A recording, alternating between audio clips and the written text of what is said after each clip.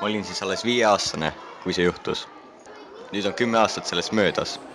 Ma ei usalda kedagi. Ma pole kusagil ohutu. Kuskil pole turvaline. Mul pole sõpru. Ma olen täiesti üksi. Kool mind ei huvita. Niikuinii me siin midagi tarka ei tee. Kõik alluvad mingi diktaatorile. Oma motiive küsitlemata. Ma veedan kõik vahetunnid kooli tualettides. Ma isegi söön ainult seal, sest mulle ei meeldi inimesed. Ma vihkan kehalist kasvatuse tunde, sest siin peab liikuma ja olema sotsiaalne.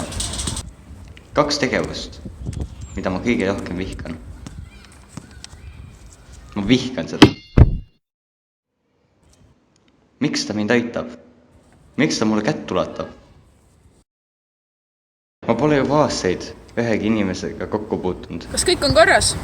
Rääkimata kellegagi rääkinud. Selles päevas muutus mu elu pöördumatult. Ta on näljakas ja abivalmis ning ta on ainuke, kes mu pärast muretseb. Ta on ainuke, kes üldse märkas, et ma olen olemas. Temaga tunnen ma end vabalt. Mis sest, et me pole sõbrad olnud kaua, on mul temaga koos tunne, nagu me teaks teineteist juba terve igaviku. Ta on mu parim sõber. Tabas mu silmad ja ma sain lõpuks aru, et turvatunne ei tule meist endast, vaid meie ümber olevatest inimestest.